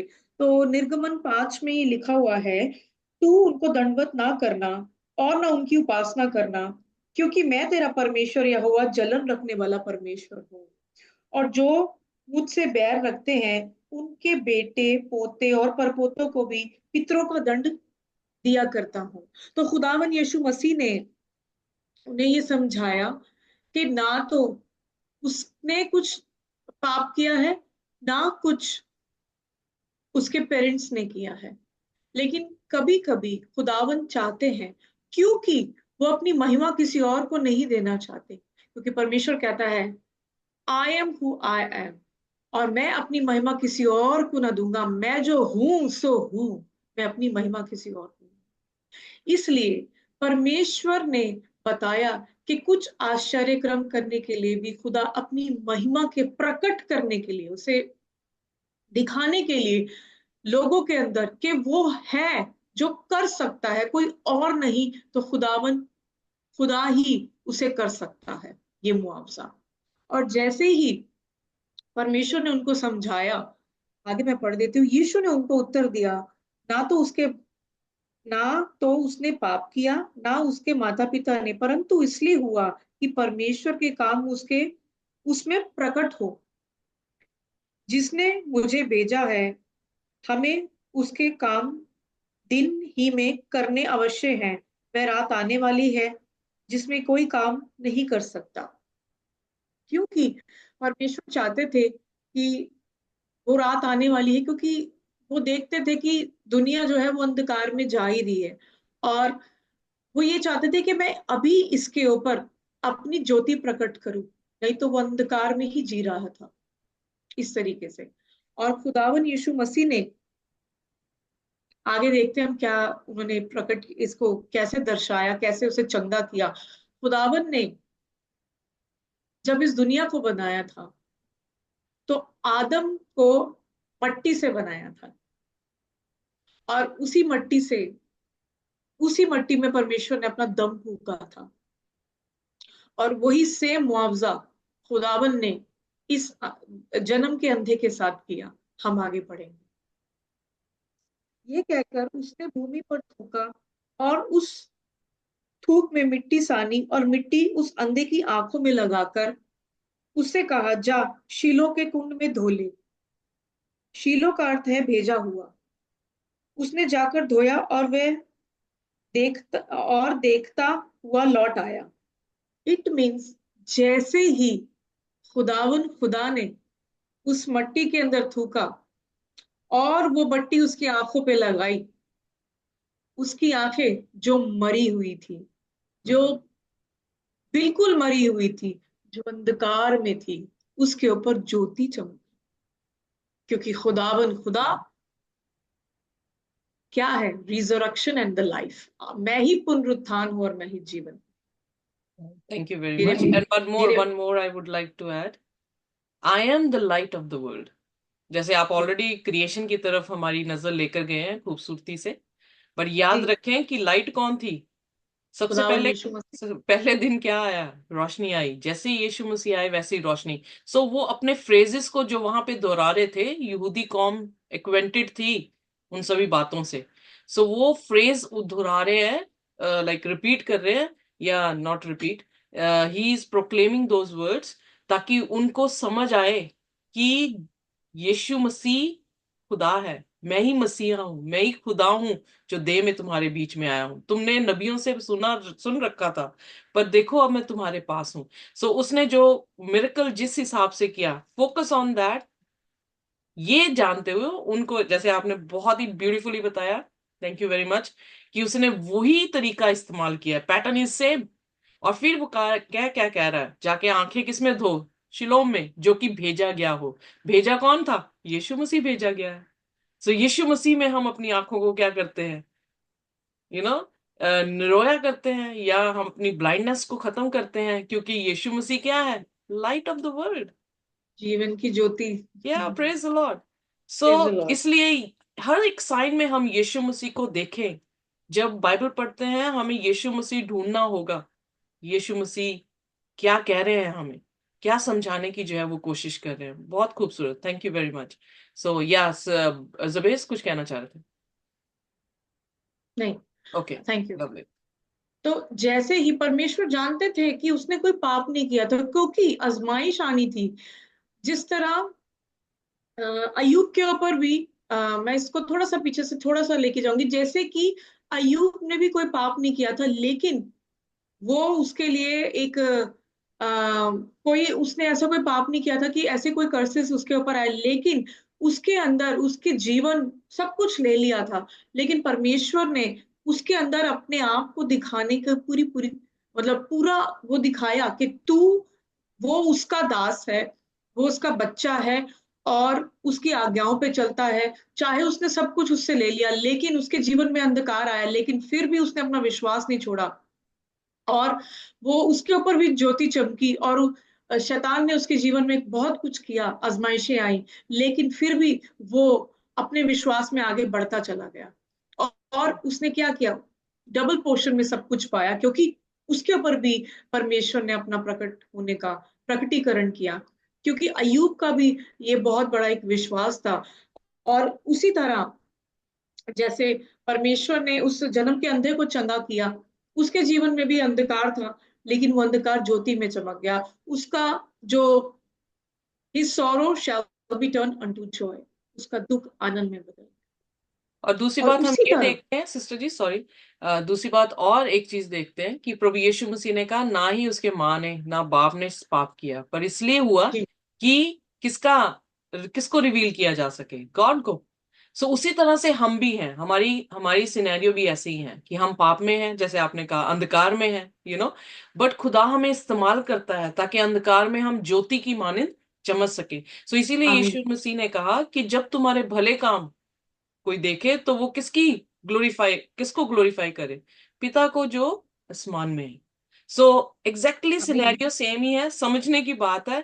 और बहुत सारे लोग जिस इसे जो है ऊपरली तौर से ले लेते हैं, पर हमें बहुत डीपली इसको सीखने को मिला। थैंक यू वेरी मच, खुदा का शुक्र है कि ये लेसन जो है हमारे तक पहुंचा है। सो इसलिए हम भी वैसे ही हैं। आइए हम भी जो है यीशु मसीह के जरिए उसकी महिमा प्रकट कर सके। आमीन। उसके बाद रिश्ता ये हुआ कि जैसे ही उसने वो चंगाई पा गया, और ये बातें फिर सदूकी और फरीसियों में चली गई, क्योंकि वो सबत का ही दिन था जिसमें उसने चंगाई पाई थी। और फिर फरीसी और सदूकियों ने फिर से जांच पड़ताल की, और उस जन्म के अंधे से पूछा। मैं इसको ज्यादा एक्सप्लेन इसलिए नहीं कर रही, आप घर पे पढ़ सकते हैं, क्योंकि हमारे पास थोड़ा सा वक्त की वो है। माफी चाहती हूँ मैं आप सभी से। तो उसमें मैं आपको पूरा एक्सप्लेन कर देती हूँ। यहाँ पे 9 चैप्टर 9 से लेके 1 के 16 तक ये बताया गया है इसमें, कि जैसे ही उसकी आंखें आई तो ये बातें सदूकी और फरीसियों में आग की तरफ फैल गई, और वो फिर जल उठे कि फिर इसने कोई मुआवजा कर दिया। ये कौन है, क्या है इसके पास अथॉरिटी, ये सारे काम करता है। वो सर पटकते होंगे, वो माथे पे हाथ रखते होंगे, उनका वो जहां बैठते होंगे वहां से चल के उठते फिरते आपस में डिस्कस करते होंगे क्या है ये यीशु। लेकिन उसे यही नहीं पता कि स्वर्ग और पृथ्वी का अधिकार उसी के पास है। उसने कहा था जब तुमने मूसा की नहीं सुनी तो मेरी क्या सुनोगे। और इसीलिए वो जन्म के अंधे के पास गए। उनकी कितनी छोटी सोच थी, क्योंकि वो जिद्दी थे, हट्टी थे, वो अपने आप को पवित्र दिखाते थे। लेकिन और उन्होंने पूछा, उन्होंने पूरी जांच पड़ताल की, तेरी आंखें कैसे चंगी हुई, क्या तू वही है। उसके माँ बाप को आगे जाके आप पढ़ेंगे कि उसको उसके किस किस लोगों को बुलाया गया। तो फिर उन्होंने आपस में पूछा कि कैसे। तो जन्म के अंदर ने बोला कि मेरी आंखों पे उसने मट्टी लगाई और मुझे धोने के लिए बोला, और मैं चंगा हो गया। और क्या, तो उन लोगों ने कहा कि ये कैसे जन्म से अंधा है, ये कैसे चंगा हो सकता है, वो तो ऐसे ऐसे काम करता है। लेकिन दूसरे किसी ने बोला, उसी के आपस में ग्रुप में कि अगर वो पवित्र है या वो पापी नहीं है, वो पापी नहीं है तभी वो इतने बड़े बड़े काम कर रहा है, तो उनके अंदर आपस में फूट पड़ गई, क्योंकि वो पवित्र था, वो निष्पाप था, वो निष्कलंक था। यही से पता लगता है कि खुदावन यीशु मसीह का क्या कैरेक्टर था, क्योंकि अपोजिट पार्टी को भी ये पता लग रहा था कि वो तो, अगर वो पापी होता तो वो इतना बड़ा मुआवजा ना करता। लेकिन लोगों ने फिर भी आपस में फूट पड़ गई, लेकिन उन लोगों ने यीशु मसीह का फिर भी सिदूकी और फरीसियों ने इनकार किया। और जब उन्होंने बार बार इसको जन्म के अंधे से पूछने की कोशिश की, तो फिर वो आगे जाके जन्म के अंधे उसे क्या बताता है उन सिदूकी और फरीसियों को, हमारे जावेज भाई आपको आगे बताएंगे। Over to you brother, thank you so much. Okay, beautiful explain. So just the healing of the blind man part 2 में हम जल्द से जल्द जाएंगे। इसमें हमें यही पता चलता है, हम ऑलरेडी सब स्टोरी को जान चुके हैं कि कंधे को परमेश्वर ने जन्म से अंधा था, उसे परमेश्वर यीशु मसीह ने आंखें दी, और फिर सदुकी से प्रश्न करने लग गए, और बहुत वो आगे बार बार उससे वही रिपीटेड क्वेश्चन पूछ रहे हैं। सो यहाँ पे एक बात में हम ध्यान देंगे तो डिविनिटी हमें यहाँ पे खुदा की पता चलती है कि सबत के दिन उसे चंगा किया गया, और वचन कहता है वो सबत का स्वामी। और उन लोगों का क्वेश्चन ये था कि तू सबत के दिन ये सब कार्य कैसे कर सकता है। जब हम उसमें भी देखते हैं 38 साल का जब वो बीमार चंगा हुआ, तो यीशु ने कहा कि तो अपनी खाट को उठा और चल। तो उससे कहते हैं कि सबत के दिन तुझे तेरी खाट उठाना अवश्य नहीं है, पर यीशु का वचन कहता है, अगर मैं गलत नहीं हूं तो मत्ती 12 के 12 में, कि it is lawful to do good on sabbath. तो यीशु मसीह जो है वो सबत का स्वामी है, और जब सबत का स्वामी जो कुछ गलत कार्य नहीं बल्कि दूसरे के भाई के कार्य को कर रहे हैं, so how we can question it him, हम कैसे इससे क्वेश्चन इट कर सकते हैं। और यहाँ पे एक बात को आप देखना, वो व्यक्ति जो जन्म से अंधा था, जिसकी दृष्टि नहीं थी, वो आंखें पा रहा है, और जब आंखों को पा रहा है, ब्यूटी ये है कि वो नया विश्वासी विश्वास में बढ़ते चले जा रहा है। पहले तो वो उससे कहता है, फरीसी जो पूछते तो फरीसी उससे कहते हैं कि तू उसे क्या कहता है, वो कौन है, वो कहते हैं कि वो भविष्यवक्ता है। वो अंधा कहता है कि वो भविष्यवक्ता है। तो जब यीशु से मिला, तो वो जो कहने वाला था अंधा की तू भविष्यवक्ता है, वो कहने लग जाता है कि हे प्रभु। दैट मीन्स वो, उसका विश्वास इतने पल में ही इतना बढ़ गया, दैट मीन्स वो यीशु को जानने लग गया। पर यहाँ पे एक बैकड्रॉप ये है कि जिन फरीसी सदूकी को मानना था, जानना था कि यीशु परमेश्वर का पुत्र है, वो मसीह है, जिसे सबसे पहले वेलकम करना था, जिसे सबसे पहले देखना था, वही हार्ड हार्टेड होकर उससे इनकार करते चले जा रहे हैं।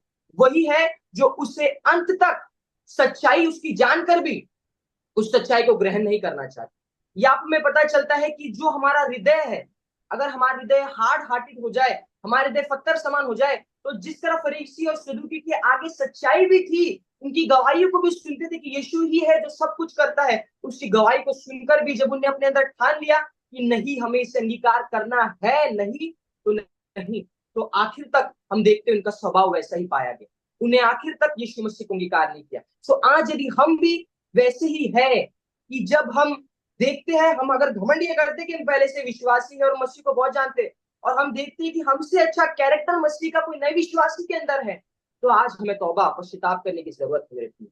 आज हमें उसकी और परमेश्वर की और निहारने की, देखने की जरूरत है, क्योंकि आज कहीं ना कहीं हमारा दिल भी इस तरह कड़क हो चुका है कि हम सच्चाई को अपने जीवन में आने का मौका नहीं दे रहे।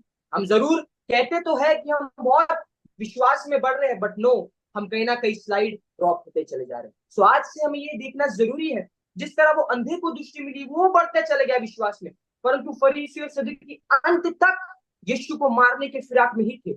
आज यदि हम भी अपने पापों के द्वारा यीशु को मारते हैं, तो हमें आज से मन फिराने की जरूरत है और विश्वास में बढ़ने की जरूरत है। सो यस, यही पता चलता है that our hard hearts can deceive us very easily. So अगर हमें डिसीव नहीं होना है, so we have to stand still on faith, और उस अंधे की तरह हमें विश्वास में बढ़ते चले जाना है, और हम खुदा की महिमा को अपने जीवन में देखेंगे। Over to. Amen. Beautiful. So यहाँ पर हम देखते हैं जो अंधा था वो आंखें पा रहा है, जो आंखें रखते हैं वो अंधे हैं. That's what you taught me. Beautiful, beautiful explain. Thank you very much. Okay, hand over to Sister. हाँ जी sister ji, Parvinder. Sister Parvinder. Sorry. Thursday lesson. Thursday lesson में रिजरेक्शन ऑफ लाजरस है। खुदा ने बड़े बड़े मुआवजे किए हैं, और फिर भी लोग उसका इनकार करते हैं। इसमें ये बताया गया है कि जब लाजर को मरे हुए 4 दिन हो गए थे और वो गुफा में रखा गया था, और वहां से खुदा को पता चला कि यूहन्ना 11 की 38 से 44 का पूरा ये स्टैंजा है। इसमें बताया गया है कि यीशु मन में फिर बहुत ही उदास हुआ। यीशु यीशु मसीह जी मन में उदास इसलिए हुए क्योंकि यीशु लाजर से बहुत प्रेम करते थे और वो उनके बहुत अच्छे दोस्त थे, उनसे बातें करते थे। और खुदा ने जाना कि वो मर चुका है, और फिर भी खुदा उन्हें जिंदा करना चाहते थे। लेकिन वो चाहते थे क्योंकि इसमें भी परमेश्वर की महिमा प्रकट होने पाए, वो ये चाहते थे। इस वजह से उन्होंने उसको, जब मरे हुए 4 दिन हो गए थे, तब वो उनके पास गए थे। हम इसमें पढ़ते हैं, हम आपको पढ़ के से दिखाती हूँ। यीशु मन में फिर बहुत ही उदास होकर कब्र पर आया। वहां एक गुफा थी और एक पत्थर उस पर रखा था। यीशु ने कहा, पत्थर हटाओ। उस मरे हुए की बहन मार्था उससे कहने लगी, हे प्रभु, उसमें से अब तो दुर्गंध आती है, क्योंकि उसे मरे 4 दिन हो चुके हैं। कितने दिन हो चुके हैं? 1 2 3 4।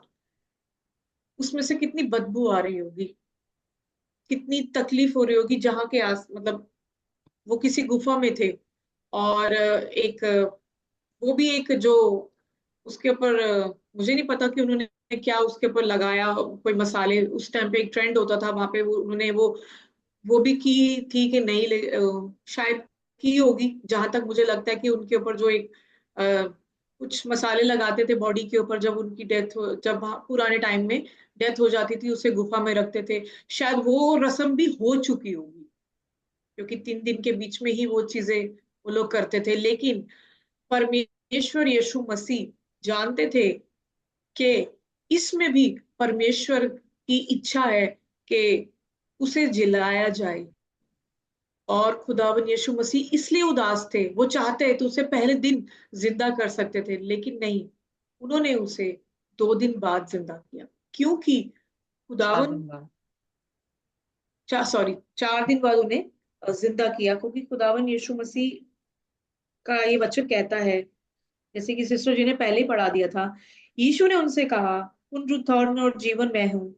जो कोई मुझ पर विश्वास करता है, वह यदि मर भी जाए तो भी जिएगा। और जॉन 40 आयत भी यूहन्ना पढ़ दे सिस्टर जी, 40 आयत, वेरी इंपॉर्टेंट आयत। 40 आयत भी पढ़ दे प्लीज। जी, यीशु ने उससे कहा, क्या मैंने तुझसे नहीं कहा था कि यदि तू विश्वास करेगी तो परमेश्वर की महिमा को देखेगी?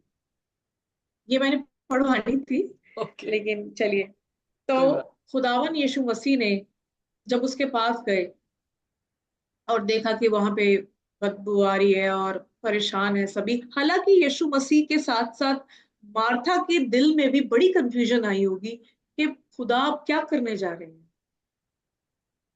दो चिता मन भी हुआ होगा, विश्वास तो था, लेकिन वो सोच रहे थे कि क्या होगा। लेकिन फिर भी उसने बोला कि परमेश्वर, यदि तू होता तो मेरा भाई ना मरता। ठीक है। लेकिन यीशु मसीह ने कहा, यदि तू विश्वास करेगी, मैंने तुझसे नहीं कहा था कि यदि तू विश्वास करेगी तो परमेश्वर के बड़े बड़े कार्य को देखेगी? तो उसी तरह तब उन्होंने उस पत्थर को हटाया। जैसे ही प्रभु यीशु मसीह ने इंस्ट्रक्शन दी कि इसे हटाओ, उन लोगों ने हटाया। और कितने कॉन्फिडेंस से खुदावन ने उसे किया होगा, क्योंकि पुनरुत्थान और जीवन वही है। आमेन। हालेलुया। और मार्ग सत्य जीवन भी वही है। यूहन्ना 8:12 में लिखा है, फिर से यीशु ने फिर लोगों से कहा, जगत की ज्योति मैं हूँ, और जो मेरे पीछे होलेगा वह अंधकार में न चलेगा, परंतु जीवन की ज्योति पाएगा। वही ज्योति जो उसने अंधे के ऊपर प्रकट की, वही ज्योति जो उस लेडी की प्रॉब्लम थी, उसको खून बहता था, 38 साल के बेड पे रिडन पर्सन को उन्होंने जिंदा किया। वही ज्योति आज लाजर के ऊपर प्रकट होनी थी। तो इसमें क्या हुआ कि तब उन्होंने उस पत्थर को हटाया। यीशु ने आंखें उठाकर कहा, हे पिता, मैं तेरा धन्यवाद करता हूँ कि तूने मेरी सुन ली। पहले ही थैंक्स गिवन कर दिया उस पिता का, क्योंकि वो उसकी सुनता है। क्योंकि वचन कहता है कि मांगो कि मेरे उस पिता से, कि पुत्र के द्वारा पिता की महिमा हो। ठीक है ना?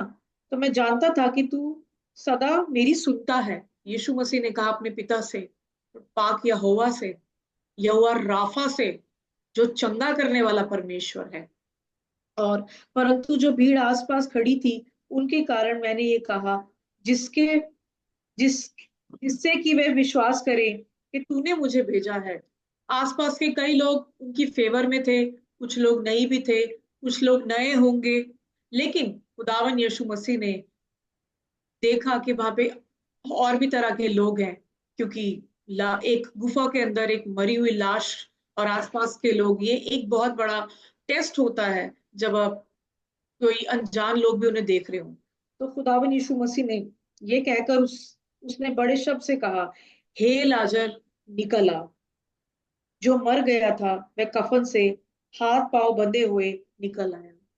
और उसी समय यीशु मसीह ने जब कहा, हे लाजर बाहर आ, तो वो जैसा था लिपटा हुआ, वैसे ही वो बाहर आ गया। आदि में वचन था, वचन परमेश्वर था, वचन परमेश्वर के साथ।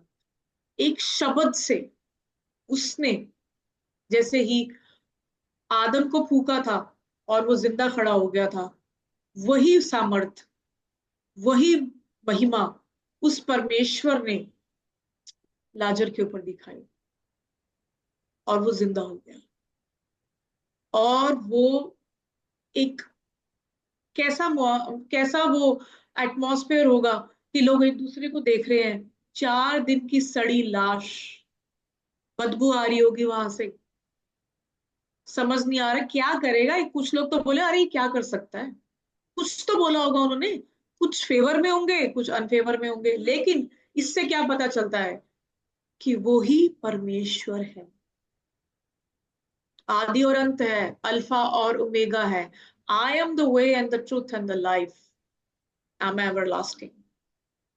उसके सिवा कोई परमेश्वर नहीं हो सकता, क्योंकि स्वर्ग और पृथ्वी का सारा अधिकार मुझे दिया गया है। तो मेरे अजीजों, हमारा विश्वास भी ऐसा होना चाहिए, मरे हुए की तरह नहीं।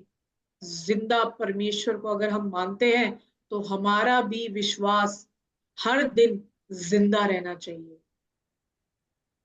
एक विश्वास ही था। मार्था ने कहा, प्रभु यदि तू आता पहले तो मेरा भाई ना मरता। लेकिन फिर भी परमेश्वर ने कहा कि तू विश्वास करेगी तो परमेश्वर के बड़े बड़े कार्यों को देखेगी, क्योंकि वो जानता था कि मैं इसे जिंदा कर दूंगा। लेकिन परमेश्वर की महिमा और उसके बीच में उसकी जो परछाई है, खुदा का बेटा खुदा ही होता है, राजा का बेटा राजा होता है। उसी तरह वो सारा अधिकार वो दिखाना चाहता था, क्योंकि यहाँ पे भी परमेश्वर की महिमा प्रकट हुई, और वो चाहता था कि लोग उस पर विश्वास करें, लेकिन फिर भी कईयों ने उसका विश्वास नहीं किया। तो इससे यही पता चलता है कि खुदावन यीशु मसीह परमेश्वर है। Amen. Thank you so much. अगर दूसरी मैंने कुछ बात गलत बोला ये, तो आप माफी। नहीं, it's okay, thank you very much, well done. एक और चीज है कि उस टाइम पे लोगों का विश्वास था कि 3 दिन में तो मुर्दा जी सकता है, पर चौथे दिन इम्पॉसिबल है। तो यीशु जी मसीह इसलिए पर्पसली 4 दिन के बाद वहां पर आकर लाजरस को जिंदा कर रहे हैं। हम देखते हैं कि 7 चिन्ह दिए गए हैं। पहला चिन्ह जो है हमने काना गलील में देखा, पर यहां पर लाजरस की मौत को देखो। स्टार्ट कहां से कर रहा है यीशु मसीह? हमारी तब्दीली में। और अंत कैसे कर रहा है? हमें जिंदा करने में। यस सिमिलर पैटर्न जो है, देखिए बिल्कुल सिमिलर चल रहा है। यीशु यस मसीह यस। क्या करने वाला है? अंत में सभी को जिंदा करने वाला, जो मसीह में मर गए हैं। अमीन तो अमीन। इसलिए हम जब खुदा के वचन को पढ़ रहे हैं, समझ रहे हैं, तो ये जान लें कि खुदावन खुदा हमारा जोरावर परमेश्वर है। हम हालेलुया। उसके रास्ते को समझें, हम उसके नियमों को समझें, ताकि हम वाइज हो जाएं, मूर्ख ना रहें। हमारा विश्वास उसमें कायम हो जाए कि हमारा परमेश्वर जो है वो सुपरफिशियली ना देखें खुदा को, डीप जाएं। यहाँ पे सिस्टर एलन जी वाइट बड़ा खूबसूरत जो है यहाँ पे लिखती हैं, उन्होंने कहा as our physical life is sustained by food, जैसे हमारी फिजिकल लाइफ जो है वो खाने से बनी रहती है, so our spiritual life is sustained by the word of God. उसी तरह से हमारी आत्मिक जिंदगी खुदा के वचनों से तृप्त रहती है या खुदा के वचनों से खड़ी रहेगी। Every soul is to receive life from God's word for himself. So हर एक इंसान प्रति, यानी इट्स अ पर्सनल, कि खुदा से हम क्या ले रहे हैं, जिंदगी लेते हैं जब उसके वचन को पढ़ रहे हैं। As we must eat for our self in order to receive nourishment, जैसे हम खाते हैं अपने लिए, ये तो नहीं मेरा बच्चा मेरे लिए तो नहीं खा रहा होता ना। मेरा बच्चा अपने लिए खा रहा होता, मैं अपने लिए खा रही होती हूँ। उसी तरह से हमारी साल्वेशन जो है वो पर्सनल है। मुझे खुदा का कलाम अपने लिए जो है वो लेना है। We are not to obtain it merely through the medium of another's mind, very important word.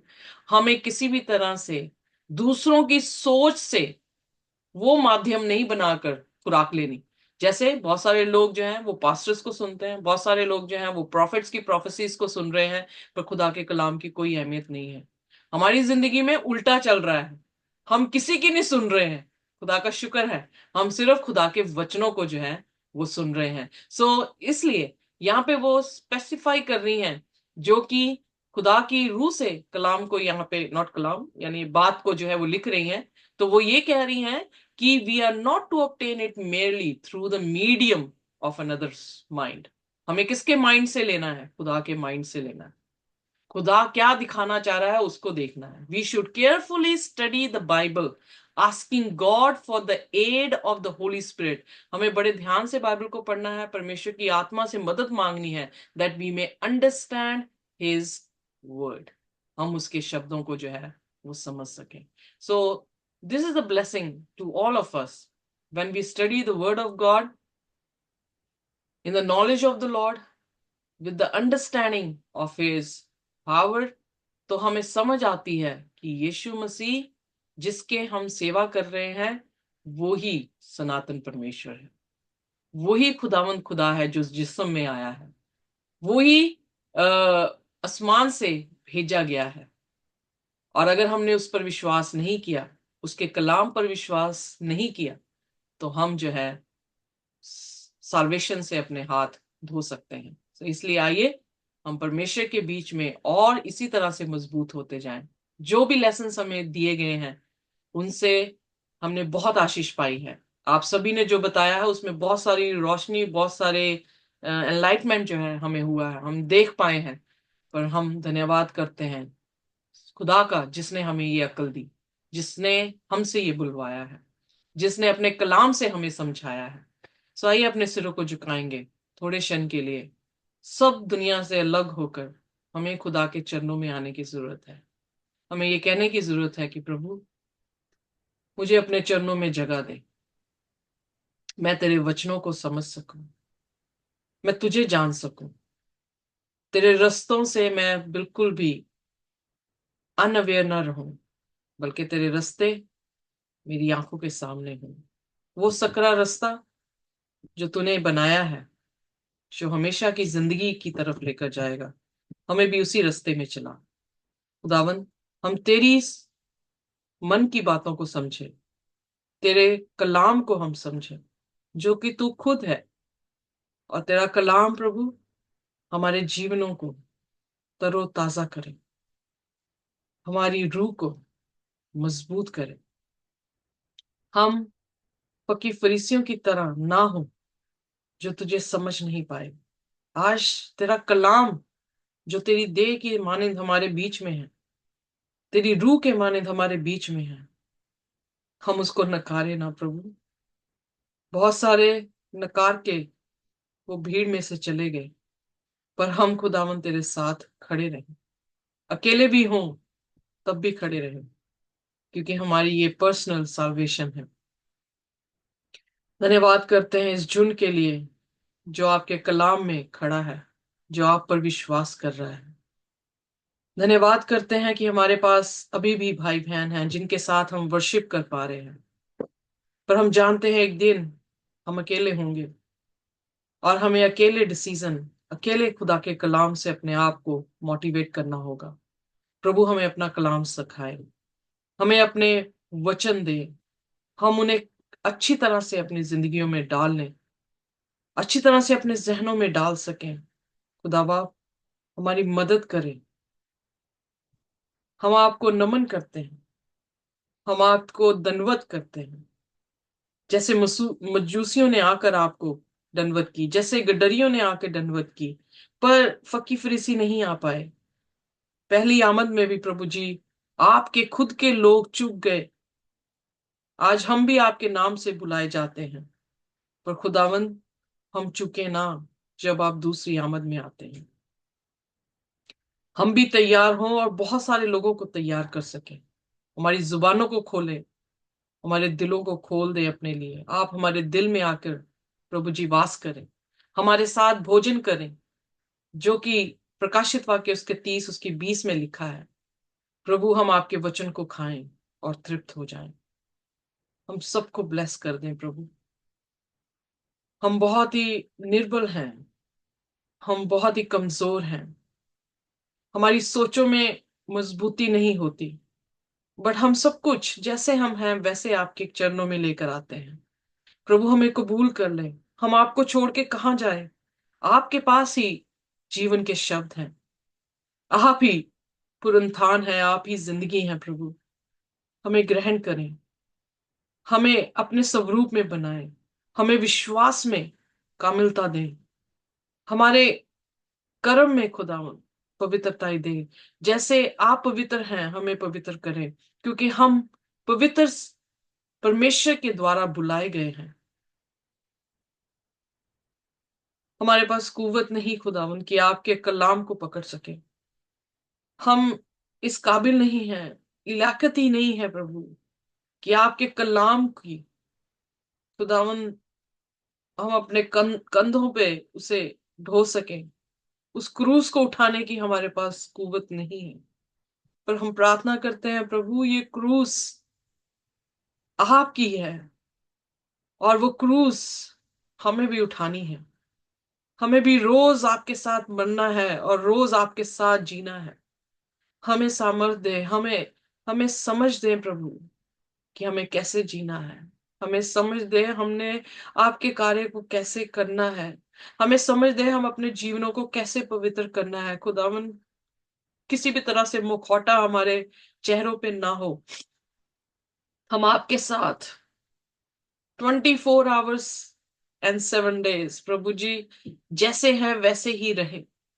हम बिल्कुल भी बदले ना, किसी भी स्थिति में हम कुछ अलग से ना दिखे, बल्कि हर स्थिति में खुदावन ऐसे ही दिखे जैसे हर पल हम खुदा की उपस्थिति में हो। हमें खुदावन हमारे गुनाहों को माफ करते हुए, हमें अपने लहू से धोते हुए, अपनी पवित्र आत्मा से मस्सा करे खुदावन। अपने कलाम की बातों को जो कि शहद से भी मीठी है, जिसको हम देखते हैं सुनते हैं खुदावन, हमने आपको देखा है। इस कलाम से हमने आपको देखा है खुदावन, और हम अंधे ना हो जाए। हमें रोशनी दे। हम उस जीवते पानी में अपनी आंखों को धोना चाहते हैं। हमें धोकर साफ कर दे, हमें बरकत दे। जितने आए हैं खुदावन आपके नाम से आशीष पाके जाएं। सिर्फ वो नहीं बल्कि उनके घराने भी बचाए जाएं।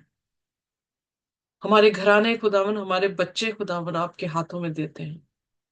जो बच्चा इस परिवार का है, जो प्रचार कर रहा है खुदावन, उसको आपके हाथों में देते हैं। प्रभु अपने लिए इस्तेमाल करें, अपना मसा दे। जैसे जैसे वो उम्र के साथ एक्सपीरियंस को लेता है आपके साथ साथ चल के खुदावन, उसको खुदावन अपना रास्ता तैयार करने वाला बनाए। जो बच्चे खुदावन आपके काम के लिए जा चुके हैं, उनको भी खुदावन अपना रास्ता तैयार करने वाले बनाए।